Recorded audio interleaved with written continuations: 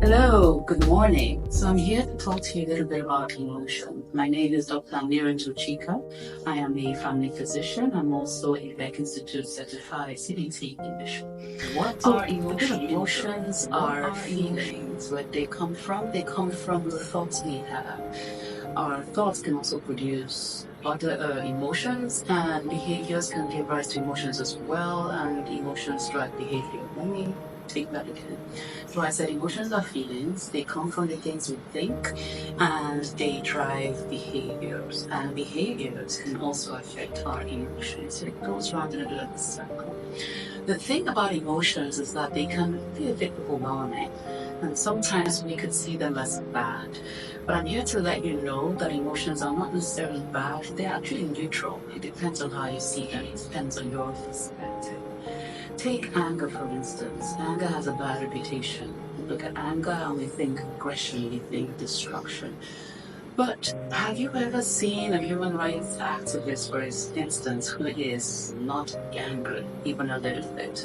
So people like that have learned to take their anger and turn it into something productive. They learn to, anger has, fostered determination, fostered resilience. So anger definitely does have its good sides. Think about sadness. What good function could that possibly bring? So sadness tells you that you've lost something important. So it's linked and shows you what you value, what is important to you.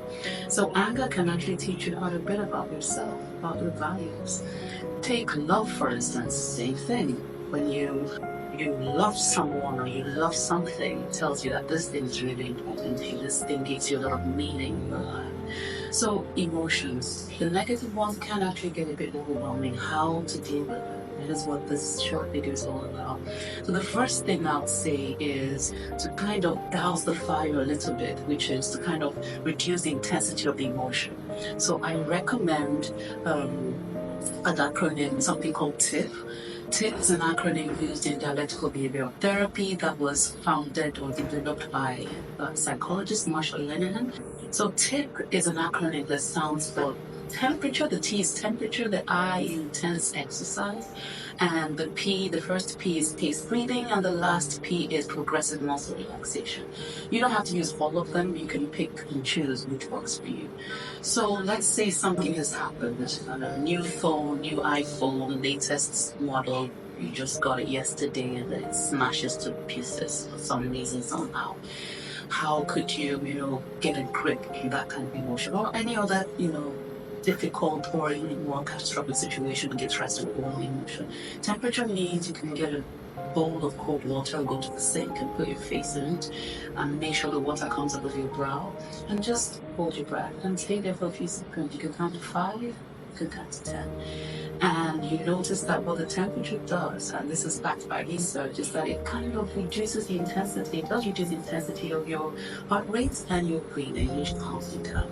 Intense exercise does the same thing, but with a different approach. So it uses the pent-up energy inside of you and dissipates it with intense exercise. So you can kickbox if that's your thing, you can sprint if that's your thing.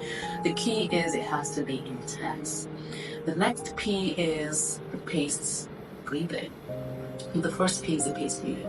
So I love the 4-7-8 technique. There's so many different types of breathing techniques. Deep breathing, the 4-7-8 breathing technique resonates with me, and try it out and I believe you'd like it. So the 4 stands for take a deep breath while counting to 4 in your mouth. The 7 stands for hold your breath for a count of 7. And the 8 stands for exhale through your nostrils or through your mouth while counting to 8 in your mind. So you can do that, you can practice that, you can pause this video right now and practice it. And it really does induce that relaxation that we want, which will help us get a handle on the emotions. And you can use this tip. The tip is actually was developed by the DBT practitioners, like I mentioned earlier, to help you survive crisis. But you can also help you, obviously, to handle overwhelmed with big emotions. The last piece, progressive muscle relaxation. And what it means is starting with any muscle group, either from your head or your toes, you tense, your brows, for instance, you shut your eyes really tight, and then you relax. And then you can use, you can go from top, bottom, or from your feet upwards, and group by group, you tense, contract really tightly for count of five in your mind, and then you relax.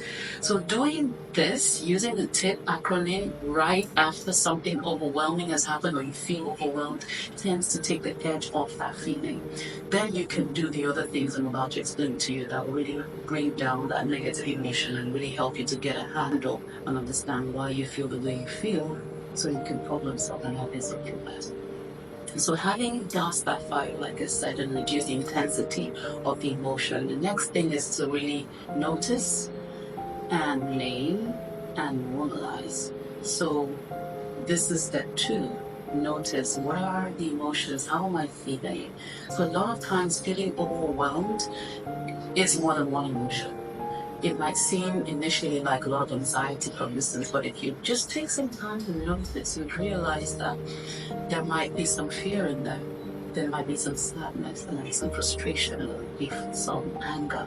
So the second step in handling emotions, and especially this feeling of being overwhelmed, is to notice the emotion, name it or label it, all the emotions, note the intensity of each of these emotions. I like to rate it on a scale from 0 to 10. The higher the number, the higher the intensity of the emotion. And the next thing is to normalize. So normalize means to realize that it's okay. The tendency to beat ourselves up about emotions, feeling intense emotions, is what increases the suffering we feel as a result of the emotions. So step 3, validate. So I've talked about douse the fire, use TIP. Next I said notice, name, and normalize. And then number 3 is validate. Validate means to tell yourself it's okay. Given what I've been going through, given the connection I have with this person, given the background, what has happened to me, it's okay to feel this way. This once again reduces the intensity and the edge of the suffering that the emotions cause. The last is to begin to problem solve. So this emotion came as a result of some concern. Problem solve, I look at it in 2 ways. Number 1, the thoughts that you have as a result of the emotions you have. So to problem solve, you first have to look at your perspective, look at the thoughts you have. So when these emotions arise, you name them, you notice them, you normalize, you validate it. Then when you're naming, or as a sequel to naming, I should have mentioned this earlier, you'd ask yourself, what am I thinking? What's going on in my mind? So, and this is a go-to for CBT, cognitive behavioral therapists, CBT practitioners. So when you answer that question, what's going on in my mind, that will give you your thoughts. And your thoughts are your interpretation of what's going on. This is your perspective. So for instance, someone yelled at me, and I'm angry, and I'm frustrated, and I'm really, a bit sad as well. So, and I'm to use, the steps I'm telling you now, and I'll ask myself, what's going on in my mind? I might have thoughts like, that is very disrespectful. And I have thoughts like, you talk to me that way because you feel like, I'm not good enough, you think I'm stupid. So these thoughts, and looking at them realistically, would help us to realize or question whether they are facts or they are our opinions, which tend to be negatively skewed. So if I look at this thought, for example, that, that is disrespectful, that's a fact, and he or she thinks I'm stupid, then I might look at this idea and question it. What is the evidence that shows that he or she who yelled at me thinks I'm stupid? And then I've realized, did he say anything? Maybe not. Did he infer? Was there anything? Has he said that verbally, verbalized that notion that I'm stupid? Maybe not. Then I'll realize that, okay, I'm not a mind reader. I don't know exactly what he's thinking, he or she's thinking, so it might not be accurate to say that yelling means that I'm stupid. It might be he's frustrated about something. It might be something going on in his life that's making you. So this is what I mean by problem solving. Look at the perspective, look at your interpretation, look at your thoughts. The next problem solving is with the situation. So this is there something you can do? What could you do in this situation? Maybe what were you yelled at about? Could you practice some more? Could you get some additional training to up your game a bit? So in summary, I've been explaining to you how to handle negative emotions, especially the feeling of being overwhelmed. So the first thing is to douse the fire by using a tip. Practice survival skills. The next step 2 is to notice the emotion, name them, normalize them. Step 3, validate. Step 4, problem solve.